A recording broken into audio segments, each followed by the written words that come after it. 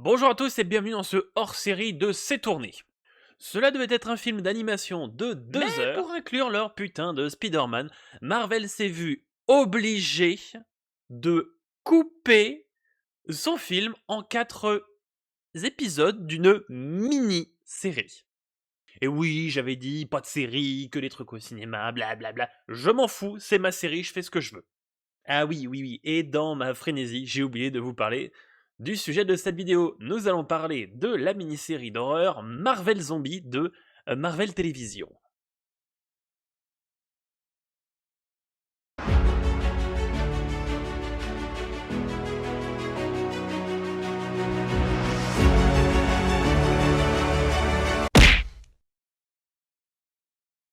Donc c'est sorti le 24 septembre sur Disney+, et au vu de mon attitude, vous aurez compris qu'on va pas en dire que du bien. Marvel Zombie est donc une mini-série. Et vous allez comprendre l'importance que je mets sur ce mot de mini-série. Parce qu'il faudrait pas que Marvel apporte trop d'importance ou donne trop de crédit à l'un des spin-offs de What If, les plus appréciés par la communauté du MCU et par la communauté des comics en général. Et oui, ça serait dommage que par inadvertance on réussisse quelque chose de A à Z. Donc Marvel Zombie est la suite directe, 5 ans après quoi, de l'épisode 5 de la saison 1 de What If. Donc ça serait mieux que vous alliez d'abord voir cet épisode-là avant de vous plonger dans la série. Je précise, mais je reviendrai pas sur cet épisode en particulier, ni sur l'aspect très peu qualitatif de What If. Ou peut-être que si, je vais y revenir. Nous nous retrouvons donc 5 ans après les événements apocalyptiques de Infinity War version zombie, et on se retrouve dans un New York post-apocalyptique aux côtés de 3 héroïnes. Kamala Khan, Kate Bishop et Riri Williams. Respectivement Miss Marvel, Hawkeye et Ironheart. Alors qu'elles explorent les ruines de la cité, elles feront la découverte d'un objet mystérieux à bord d'un Quinjet abandonné. Cet objet a le pouvoir ou la capacité de leur permettre de sauver leur monde. Elles partiront donc vers l'ouest afin de trouver des alliés pour sauver le monde. Voilà ce que donne le synopsis, avec le moins de spoil possible. Un scénario assez simple qui n'est pas sans nous. Oh wait. Mais si, c'est le même type de scénario que l'épisode de What If, où des survivants partent à la recherche d'un signal émis par Vision. Hmm. Après, c'est plus ou moins le scénario de la plupart des produits zombies, on va dire. Je suis une légende, World War Z, The Walking Dead, etc., etc., etc., etc. On va commencer par le premier épisode. Même si l'animation à la What If et la façon dont c'est scénarisé ne laisse pas de place à des pauses ou à des temps plutôt morts, on reste, cela dit, sur un rythme plus agréable que la plupart des épisodes de la série What If. Oui, les comparaisons à la série vont être très nombreuses. Pour être honnête, j'avais franchement peur de l'ajout de Miss Marvel dans la série. Après l'effroyable apparition de son père dans Daredevil Born Again, nous donnant l'un des pires épisodes de la série, j'avais franchement peur qu'elle détruise tout le côté dramatique de la série. Et j'ai été surpris de ce côté-là. Parce que pas du tout. J'ai été grandement surpris par l'écriture des personnages et par le fait qu'elle s'implémente parfaitement dans l'histoire. Et la différence du personnage se ressent aussi dans le doublage. On dirait pas trop, mais la différence de doublage entre un live action et de l'animation, on est sur deux choses totalement différentes. Et là, pour la qualité du doublage, on peut remercier Léopoldine Serre, donc la comédienne doublage de Ima Vellani, aka Miss Marvel. C'est elle qui la double dans la série Miss Marvel, ou encore dans le film The Marvels, et même dans le jeu Marvel's Avengers.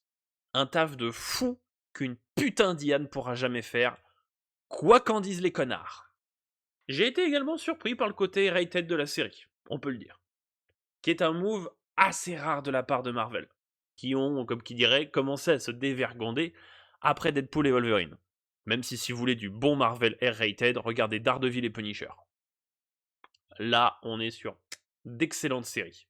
Mais j'étais surpris aussi par la durée de vie de certains personnages, et surtout pour le côté plutôt angoissant de la série. Pour ce qui est du second épisode, on reste dans la même veine, on garde les points forts de l'épisode 1.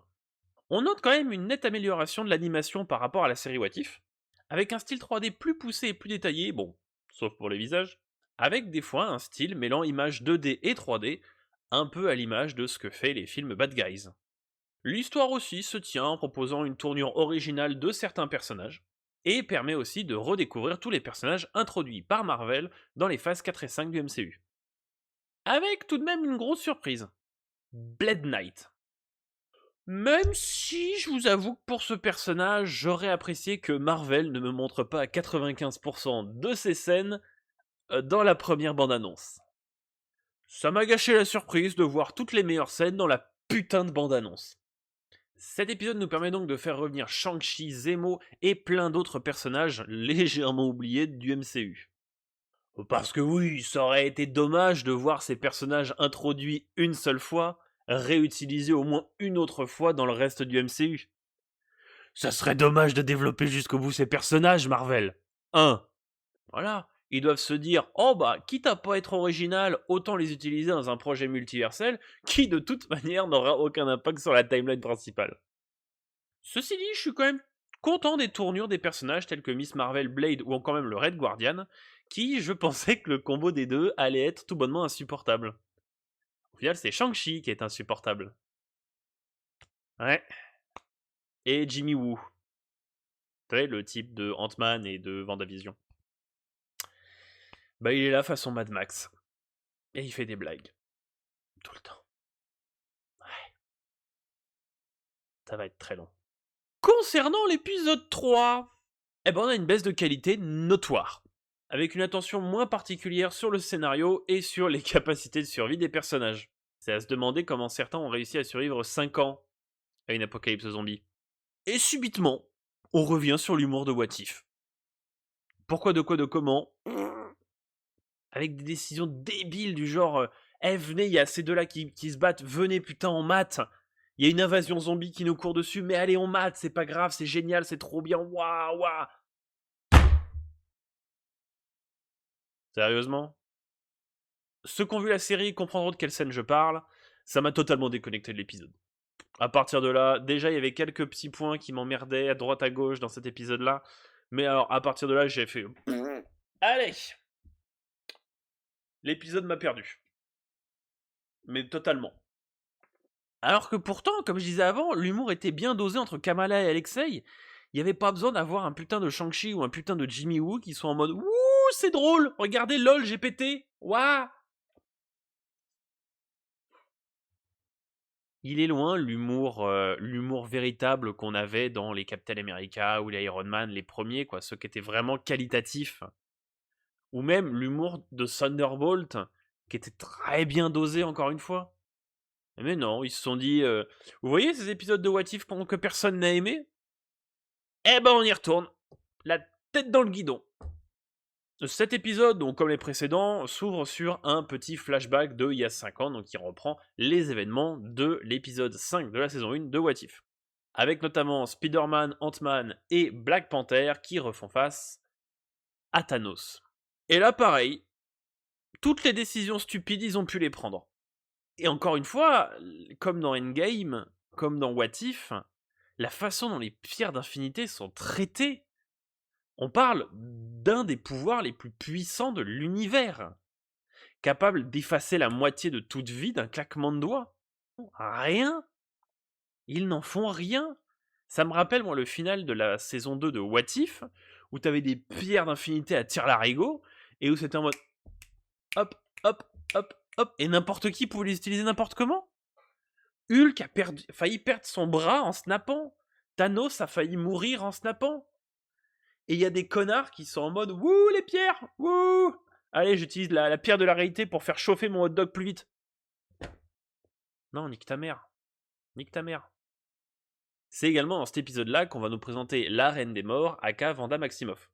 Wanda Maximoff qui est énigmatique. Mais genre beaucoup trop. À l'image de Sidewinder dans Captain America Brave New World. Déjà, si vous ne savez pas de quel personnage je parle, c'est normal puisqu'il n'est pas nommé dans Captain America Brave New World. Et c'est celui qui est joué par Giancarlo Esposito, pour vous resituer. Et ben comme ce personnage, on ne sait pas ce qu'elle cherche, on ne sait pas ce qu'elle veut, très peu de précision sur qu'est-ce qu'elle branle, ses pouvoirs, bah on les connaît, vous avez vu le film, vous avez vu le film, vous connaissez les pouvoirs, y a pas de problème. Et les épisodes laissent de si maigres indices que on pourrait croire que même les scénaristes cherchent à droite à gauche qu'est-ce que foutent leur antagoniste en fait. Et c'est encore plus flagrant quand vous avez vu la fin de la série. Et d'ailleurs, petit aparté sur le scénariste, donc Zeb Wells, un scénariste dont on a déjà parlé sur cette chaîne YouTube puisqu'on a abordé son travail dans Deadpool et Wolverine. J'ai d'ailleurs à préciser que l'écriture de cet épisode fait partie des premiers que j'ai fait. Une réaction à chaud, après une longue pause Marvel. Je vous avoue que depuis, cette vidéo ne représente absolument plus mon avis sur le film. Je pense que je ferai soit un add-on, soit un quelque chose plus tard. Mais voilà, ça ne représente plus du tout mon avis sur le film. Qui est aujourd'hui assez négatif même. Donc Zeb Wells, c'est donc le scénariste de Marvel Zombie, de Deadpool et Wolverine, pas réellement un chef-d'œuvre d'écriture non plus, de Robot Chicken, qui a l'air d'être le truc le mieux qu'il ait réalisé, et il a coécrit des chefs-d'œuvre du cinéma, comme The Marvels ou She-Hulk. Ouais. Faut plus lui confier de projet Marvel à lui. Hein. Genre vraiment pas. Bon. Passons à l'épisode 4. Et putain, mais quelle daube! Des choix logiques? Bon, c'est quoi, ça se mange?